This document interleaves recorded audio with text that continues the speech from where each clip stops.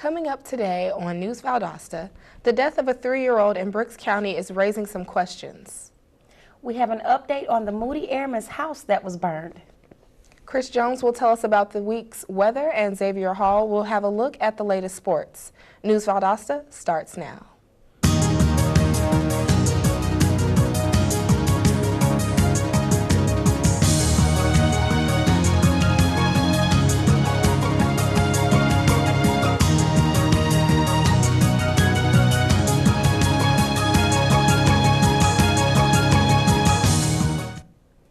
Welcome to News Valdosta. I'm Sarah Collins. And I'm Chandler Jackson. A Brooks County man is facing murder charges for the death of his 3-year-old stepson. Emergency medical personnel were called to the home of Kevin Richardson on September 11th, where they found an unresponsive child. The child was taken to South Georgia Medical Center but was pronounced dead a short time later. The hospital contacted the Brooks County Sheriff's Department after doctors became suspicious about the cause of death. The Georgia Bureau of Investigation is also involved with the investigation. The cause of death has not been reported, but according to officials, the child did have injuries. Richardson may be facing more charges once the investigation is complete. A couple of weeks ago, we brought you the story of an airman's house that was burglarized and then destroyed by arson. Now, that same airman's house has been burglarized again, but this time police may have made some arrests. Valdosta police responded to a call after neighbors reported seeing 2 men removing appliances from the damaged home. The police were able to recover a clothes dryer that had been taken from the home earlier. Valdosta residents Lawrence Paris and Cortez Howell have been arrested for burglary and taken to Lowndes County Jail. Over the weekend, 300 airmen from Moody Air Force Base were deployed to Southeast Asia. The 75th Fighter Squadron will be participating in air missions nearly every day during the deployment. The mission of the 75th Squadron is to organize, train, and employ combat-ready aircraft. The 41st Rescue Squadron, deployed along with the 75th, will be in combat search and rescue missions. The Air Force officials say that new technology should allow the airmen to keep in touch with their families until they get back home. Valdosta police are searching for a suspect they've identified in a robbery of a convenience store. Last week, we told you about an unidentified person who stole an estimated $250 from Lee's Mini Mart. Now, police say Demetrius Anderson is the main suspect in this armed robbery. Anderson is being charged with strong armed robbery and battery, and the police want your help in finding him. There are more than a few rundown houses in Valdosta, but many of their owners just can't afford to fix them. News Valdosta reporter Brigette Wiley tells us what the city is doing about it. There are many homes in the city that are not meeting the minimum standards of suitable living use. Some are empty, but most are occupied. Housing Rehabilitation Coordinator Richard Joyner spoke more on the development. Our whole goal here is to eliminate substandard housing by the year 2020. So all of our efforts, whether it be CDBG, which is Community Development Home Grant, Block Grant, whether it be CHIP, Community Home Investment Program, or whether it be Federal Home Loan Bank or Southern Hospitality Work Camp, these are all programs that are geared towards eliminating substandard housing in the city of Valdosta in our designated revitalization area. Home recipients are determined through an application process. Approvals are based off of the family's income. If approved, the committee must then determine if the repairs are worth 50% of the value of the home. If so, the home is demolished and a new home is built for the family. The city has high hopes in creating more than a dozen homes this year. Today, homes all over the west and south parts of the city are being reconstructed to better suit the needs of the residents. Habitat for Humanity and Work Camp are just a few organizations that citizens can be a part of to give back to the community. Citizens can visit the city's website for more information. With News Valdosta, I'm Brigette Wiley. The Vietnam Memorial Wall commemorates all the servicemen who died during the Vietnam War. 14 names on the wall are from Cook County. A replica of the wall has been traveling around the country for 30 years now. Cook County's Moving Wall Committee worked for 2 years and raised $20,000 to bring it to Adel. The moving wall will be on display at the Welcome Center off of Exit 39. Up next on News Valdosta, we'll tell you about the breakthrough in breast cancer research and how peanut butter could protect you. And Chris Jones will give us a look at the upcoming weather, and Xavier Hall will tell us about this weekend sports. All this and more when we come back, so stay with us.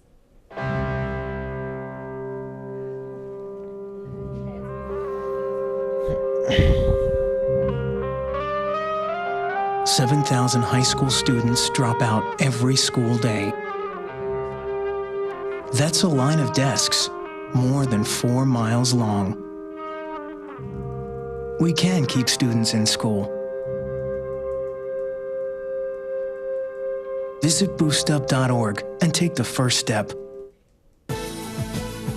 I got my MBA online at VSU. As a working mom who travels on business, I needed an MBA program that fit my schedule and allowed me to balance both my work and home life. VSU's Web MBA was perfect. I was able to spend time with my family in the evenings and then complete my assignments.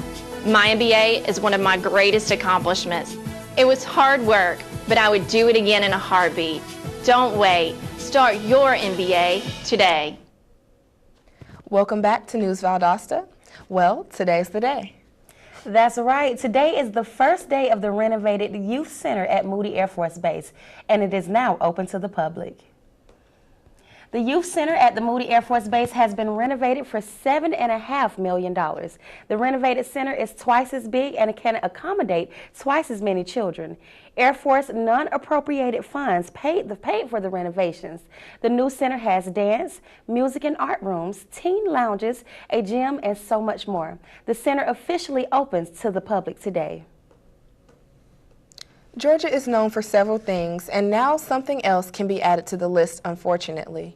Georgia has been identified as one of the top 10 worst states for childhood poverty. 1 out of 3 kids in the state go hungry. According to the U.S. Census, over 56,000 kids in South Georgia don't have enough to eat. The budget won't be changed until 2015. Until then, thousands of people must rely on nonprofit organizations for help. New research suggests that eating peanut butter as a preteen and a teenager could reduce the risk of breast cancer. It appears that peanut butter decreases the risk of developing benign breast disease as an adult. Experts agree that benign breast disease, which is non-cancerous, changes in the breast tissue and is a risk factor for breast cancer. Benign breast disease could increase the chance for breast cancer by 3-fold, according to the research. But researchers say that the link between peanut butter and breast cancer is not clear at this point. Coming up on News Valdosta, we'll explain how and why the City of Valdosta reached an agreement with the Environmental Protection Division. And when we come back, Chris Jones will take a look at our upcoming weather. News Valdosta will be right back. Thank you for calling your GED Pep Talk Center. All right, now, are you ready for your GED Pep Talk? Being nervous is okay. It just shows that you're serious about getting your diploma. All right, listen, we all need a little nudge sometimes. I don't function without coffee in the morning, but it is going to take more than a double mochaccino to help you here. A lot of things are scary. Heck, I'm scared of clowns. No quiero ir. Danny, no lo puedo hacer. Quiero ir. Danny, lo voy a hacer. DMC, liking your pep talk style. Just keeping it real, Debs. Just keeping it real. Louder! Louder! I'm gonna get my GED! Come on! Get your GED! Hey. Keep it down, brother.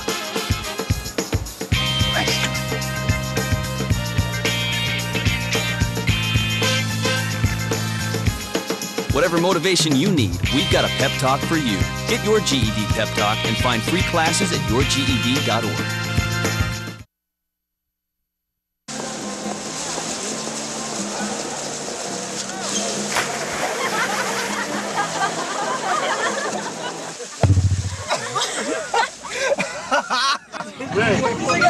My dad's one of the producers for Saturday Night. Bring this sweet.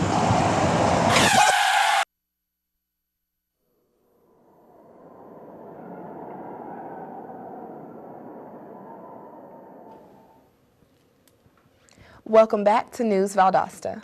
The City of Valdosta and the Georgia Environmental Protection Division have researched an agreement regarding the consent order that concerns the city wastewater permit violations. The permit violations deal with Wallakuchi and Mud Creek Water Pollution Control Plant during the years 2008 through 2013. The consent order identifies capital investment projects and their timelines. The City of Valdosta has received approximately $180 million in total SPLOST proceeds over the past 25 years, during which time it has been invested nearly $170 million from all funding sources into its water and wastewater systems. The projects in the proposed order will cost the city around $55 million. We enjoyed falling temperatures over the weekend, but what about today and tomorrow? Weatherman Chris Jones is here to tell us about this week's forecast. Chris? Thanks, Chandler. We're finally seeing some relief from those late summer temperatures. The high today is expected to be only about 83 degrees. It may not seem like it, but that is one of the lowest daily high temperatures we have seen in months. There is a slight chance of an afternoon shower in the late afternoon and evening with a 30% chance of rain. The overnight low tonight will be around 63 degrees, so you may need a light jacket if you're out on a midnight stroll. Rain chances are low, and you can expect partly cloudy skies. Look for a light breeze with winds around 10 miles per hour. Tomorrow, you may need a calendar to actually believe that it's fall. Expect temperatures to be back up into the high 80s with a high around 88 degrees. Expect those sunny skies and temperatures in the upper 80s to continue throughout the rest of the work week. The UV index will be high at a 7. Remember, the sun's rays are most damaging in the early part of the afternoon. Sunrise will be just before 7:30 a.m. The pollen index will be at a medium with a level of 6.1.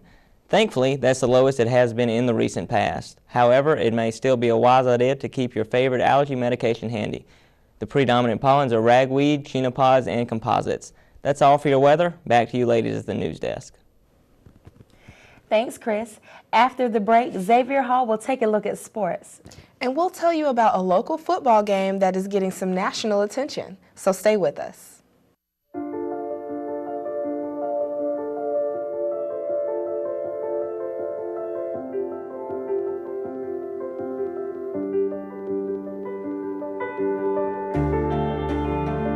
Body language. Without saying a word, it can tell you so much.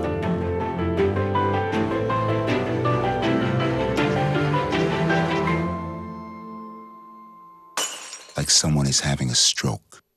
Know the sudden signs. Learn fast. F, face drooping. A, arm weakness. S, speech difficulty. T, time. Time to call 911 immediately. The sooner they get to the hospital, the sooner they'll get treatment, and that can make a remarkable difference in their recovery. Learn the body language, the sudden signs, and spot a stroke fast. What will you find at Valdosta State University? Challenging academics. Innovative hands-on experience. Over 100 fields of study. Engagement in a vibrant community. Caring mentors and friends. Service and leadership opportunities. Championship athletics. The full university experience. At Valdosta State University. Welcome back to News Valdosta. The Wintersville Classic will be featured on the 2013 Great American Rivalry Series next Friday on October 11th. The Lowndes Vikings football team will host the Valdosta Wildcats in the much-disputed rivalry. The Wintersville Classic game was selected as one of the top 100 must-see games for the 2013 Great American Rivalry Series. The victorious team will receive a coveted GARS Championship trophy. The top students from each school will be given a scholarship to be used at the college of their choice. For more on local sports, let's go to Xavier. Thanks, Sarah. Colquitt County experienced their first win at Martin Stadium in almost 2 decades Friday night, packing in a 37-7 score against the Vikings. The Vikings offense suffered from a series of predictable play calls that, had last week's Hardaway Hawks been more prepared, could have possibly given them a win as well. The Colquitt Packers built up a 14-0 lead in only half of the first quarter, giving the Vikings little to no breathing room. Lowndes ran the ball 20 times in the first half and only managed to gain 22 yards. Lowndes scored a touchdown 11 seconds before halftime with 81 yards compared to Colquitt's 252 yards. But Lowndes could not maintain momentum even with the Packers switching to second-string players in the third quarter. The Lowndes High softball team won both Saturday games against Camden with a 5-1 and 7-0 sweep.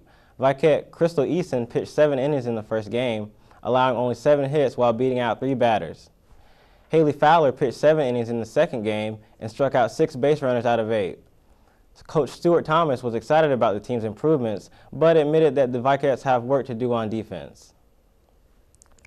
The Brooks County Trojans faced Early County on Friday and gained a 13-6 win, giving them 2 wins since they lost to the Wildcats 3 weeks ago. Even though they were behind 6-0 at halftime with little yards gained against Early County, they managed to lead 7 when running back Malcolm Parrish ran for a 50-yard touchdown that turned the tide of the game. This week, the Trojans will face off against the Thomasville Bulldogs. Thanks, Xavier. We'll tell you who's getting what and is recognized for what this month. And are you looking for something to do this week? News Valdosta will give you some tips. Stay with us.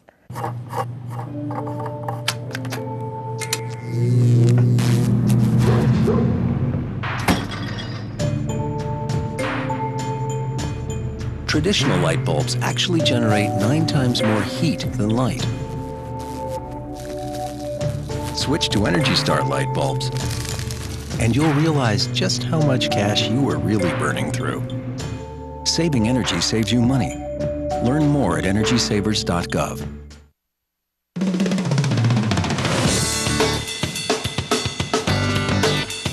I love learning.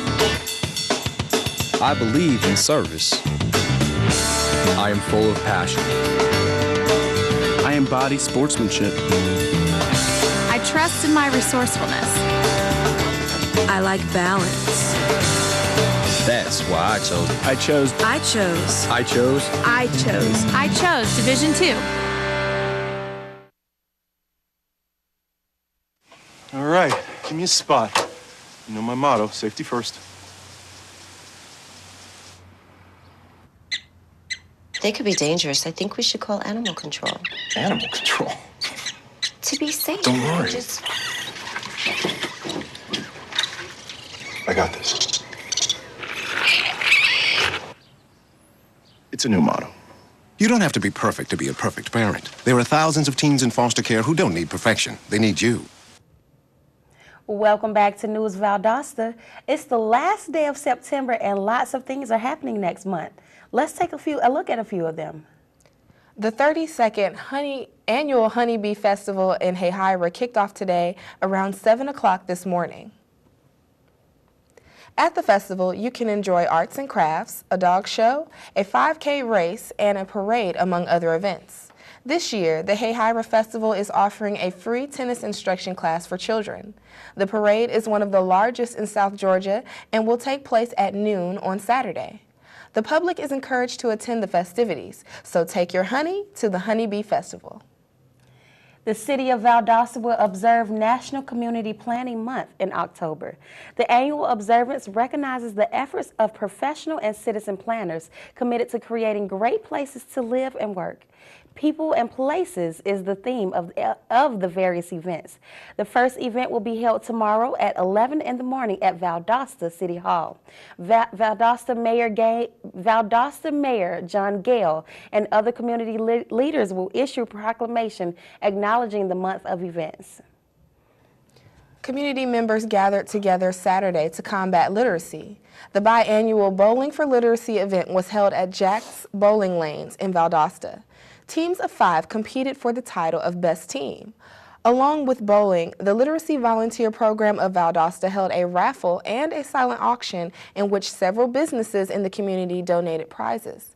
The Literacy Volunteer Program will host another Bowl for Literacy event in the spring. Thanks for watching News Valdosta. I'm Sarah Waugh Collins. And I'm Chandler Jackson. For all of us here at News Valdosta, thanks for joining us. We'll see you next time and have a great day.